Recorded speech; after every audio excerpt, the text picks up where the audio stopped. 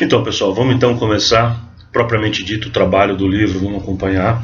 E eu quero começar falando um pouquinho hoje sobre o capítulo que fala Nova Proposta e o Pensamento Empresarial. Quero juntar essas coisas e discutir um pouquinho com vocês, orientar, esclarecer. O assunto, na verdade, que esse capítulo do livro Alcançando o Alvo vai tratar, na verdade é o seguinte, uma constatação. A primeira é que a odontologia, ou a saúde como um todo, mudou muito.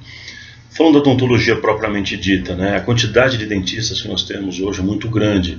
Hoje, segundo o Conselho Federal de Odontologia, nós estamos em 2015, nós temos mais de 260 mil dentistas no Brasil. Tem uma estimativa de 75% deles, talvez um pouquinho mais, um pouquinho menos, desses dentistas ativos no mocho, atendendo o paciente. Outros fazem outro tipo de atividade ou não têm como atividade principal o atendimento ao paciente. Mas, de qualquer maneira, é um número muito grande. Nós somos praticamente o país com o maior número de dentistas do mundo, em número absoluto. Mais de 11% dos dentistas do mundo estão no Brasil. Bom, a consequência é que a enorme quantidade de dentistas que nós temos, numa proporção nacional de 1 para 750 mais ou menos, ou seja, um cirurgião dentista para cada 750 habitantes, e quando a gente está falando das capitais, a gente está falando de 1 para cada 500 aproximadamente. É um número bastante grande. Quando a gente tem um número como esse, certamente isso afeta a concorrência. De que maneira? Uma oferta exagerada de qualquer coisa, de qualquer tipo de serviço, que quem consome compreenda como igual ou como similar, a comparação e o resultado, a escolha vai se dar pelo preço. Se eu quero comprar 1 litro de leite, uma Coca-Cola, que o produto é o mesmo, se tem um lugar vendendo por R$3 e um vendendo por R$2, sendo o mesmo, eu tenho acesso aos dois, eu vou comprar pelo de R$2, já que eu entendo que o produto é o mesmo. É diferente de que eu comparar uma Coca-Cola e comparar com um suco de laranja, por exemplo. Os preços são diferentes, mas a percepção de valor também é diferente. Como muitos profissionais são interpretados ou entendidos pela população, por quem consome como iguais, a gente tem essa dificuldade. Mas o fato que eu quero mencionar é que esse capítulo eu começo discutindo é que a odontologia mudou, o cenário mudou, o cliente mudou, as pessoas hoje são muito mais antenadas nas coisas, são mais exigentes, são mais críticas em alguns aspectos, elas conhecem mais os seus direitos, uma série de coisas que foi também mudando o comportamento do consumidor. A relação do profissional do profissional e o paciente é uma relação que vem mudando muito. Antigamente o profissional era mais, digamos assim, dono da informação e o paciente se submetia a essa informação colocada ou imposta pelo profissional. Só que com o tempo, com o Dr. Google, a gente vem mudando esse cenário de uma forma bastante radical e muita gente tem me contado experiências muito interessantes, algumas até complicadas com relação a isso, de exemplos onde o profissional se percebe diante de clientes, de pacientes com muito mais informação do que uma pessoa normalmente teria. Enfim, a gente tem então um cenário muito diferente, o mundo mudou como um todo, a forma como as relações acontecem, as relações comerciais mudaram muito. E por conta disso, as velhas fórmulas não vão mais trazer os resultados. Então essa é a parte central da conversa.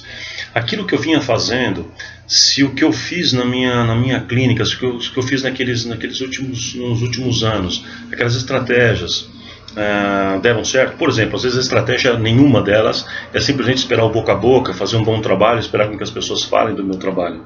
Ok, ela pode ter funcionado isso talvez há 30, 20 anos atrás, mas hoje ela está mudando cada vez mais. O efeito disso, o efeito prático está mudando. Porque é uma forma até simples de entender. Antigamente chegava na minha empresa e pedia para os meus amigos: alguém tem um dentista para me indicar? Praticamente todo mundo naquela empresa tinha um mesmo dentista, ou talvez tinham 2 dentistas daquele bairro, daquela região. Hoje em dia, se a pessoa chegar para os seus vizinhos ou para pessoas da empresa, se alguém tem um dentista para indicar, talvez de 50 funcionários eu consiga 50 ou às vezes até mais indicações diferentes. Isso que faz com que o efeito do boca a boca seja cada vez menor. Não que ele não exista, é que ele tem um impacto cada vez menor para que eu possa me basear exclusivamente neste efeito para me subsistir. Então, o que eu posso fazer? A grande questão, então, que a gente está discutindo nesses 2 capítulos é o seguinte: eu preciso pensar diferente, agir diferente. As mesmas sementes plantadas vão dar resultado nos mesmos frutos. E eu costumo resumir tudo isso com uma forma de o que eu preciso mudar efetivamente é pensar diferente, pensar empresarialmente. Pensar empresarialmente significa entender que ser dentista, ou ser um médico, ser um profissional da saúde é uma coisa. Ser o dono do consultório é outra coisa completamente diferente. É fácil da gente perceber isso. Eu costumo até dizer e brincar nas palestras quando a gente faz, e pedir para que as pessoas possam refletir, e convido você a fazer isso também. Você acha realmente que todo bom pizzaiolo, a pessoa que faz pizza, pelo simples fato dele ser um bom pizzaiolo, é garantido de sucesso se ele resolver montar uma pizzaria? Você provavelmente respondeu, é claro que não. Isso é o que eu quero que você reflita. Ser bom profissional não garante nada ao sucesso do empreendimento. E no fundo você sabe disso. E você mesmo você sabendo disso, que ser dentista é uma coisa, ser empresário é outra, ainda assim esse pensamento empresarial parece que não conecta. Eu costumo dizer também que é como se a gente tivesse um botãozinho aqui que a gente pode colocar no on ou no off, ligar ou desligar. Com o botão ligado, eu penso empresarialmente. E com o botão desligado, eu não penso empresarialmente. Ou seja, eu entendo que o consultório é algo como a extensão natural da profissão. Eu simplesmente monto porque eu sou dentista, porque eu sou médico, vírgula, lógico. Algo assim. E isso não é mais verdade, infelizmente, na grande maioria dos casos. E se eventualmente alguém me mostra um caso ou outro e fala, mas esse caso aqui é uma exceção, porque a pessoa montou, eu montei e deu super certo e não fiz absolutamente nada, não pensei empresarialmente. Claro, porque várias coisas, várias situações podem acontecer um alinhamento por uma série de conjuntura. Então ainda existem lugares que podem acontecer, ou tem uma questão também de sorte. Mas a gente não quer mais ficar contando com sorte e nem com situações ou lugares específicos onde aquela especialidade naquele lugar, para aquelas pessoas, naquele momento, pode dar certo por um acaso. Essas coisas poderiam ser pensadas antes. Pensar empresarialmente, então, é entender que se eu tenho um empreendimento, esse empreendimento tem que dar certo, eu quero que ele dê certo. E dar certo significa que ele dê resultado, que ele dê lucro, que ele seja positivo.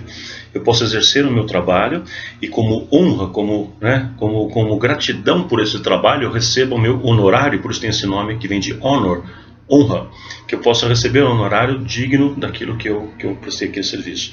Pensar empresarialmente é entender e assumir de uma vez por todas que o fato de eu ser um bom profissional não garante que eu vá ter sucesso no meu empreendimento. São coisas distintas. Pensar empresarialmente requer que eu entenda, por exemplo, as questões financeiras, as questões administrativas, as questões tributárias, as questões relacionais, que eu saiba ser líder da minha equipe, motivar as pessoas, que eu saiba construir planos de metas, que eu trabalhe de uma forma organizada, que eu tenha disciplina, administração do tempo, saiba alguma coisa de marketing, construir uma marca forte para mim na minha região e tantas outras coisas que precisam ser entendidas. Quem trabalha com qualquer tipo de empreendimento, quem tem uma loja, quem tem uma padaria, não importa, sabe, já entendeu que precisa pensar empresarialmente.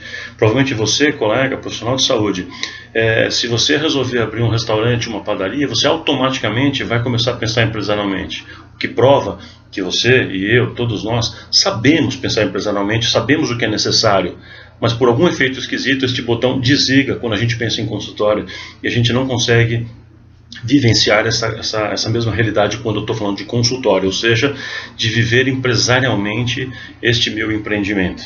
Então eu fico me iludindo. Esse começo então do livro, eu falo sobre esse assunto. E digo mais, que toda forma que a gente tem, a forma final que a gente tem de pensar e de fazer esse botão ligar, ou seja, de pensar empresarialmente, está no momento em que eu defino para mim um público-alvo. A melhor forma de eu enxergar que tudo pode funcionar de acordo, em conformidade com o projeto, a melhor forma, e eu desenho o projeto na minha cabeça automaticamente, é quando eu escolho, porque eu estudei o meu mercado local, eu escolho, defino para mim um público-alvo. E aí eu vou ser o melhor, eu vou ser imbatível, eu vou ser sensacional. extraordinário, ou seja, extraordinário, além do comum, além do básico. Eu vou ser extraordinário para esse meu público-alvo, eu vou ser sensacional para esse meu público-alvo. O convite que esse livro faz, então, é que você mergulhe nele, no livro Alcançando o Alvo, que você mergulhe nele com este espírito de página por página, pergunta por pergunta, está sempre pensando empresarialmente. E como é que eu penso empresarialmente é o que você pode estar perguntando com relação à parte prática. Primeiríssima coisa e central: defina para você um público-alvo e assuma que você precisa fazer com que o consultório dê um resultado. O que você vai precisar fazer e pensar e analisar para conseguir esse bom resultado do seu trabalho digno no consultório. As perguntas que a gente vai fazer daqui para frente vão todas em decorrência deste assunto. Convido você então, mais uma vez, a mergulhar neste assunto, entrar com a gente nessa jornada chamada Alcançando o Alvo. Eu torço para que você alcance o seu alvo também e que dê tudo certo no seu projeto. Deus te abençoe e a gente se vê na próxima. Valeu!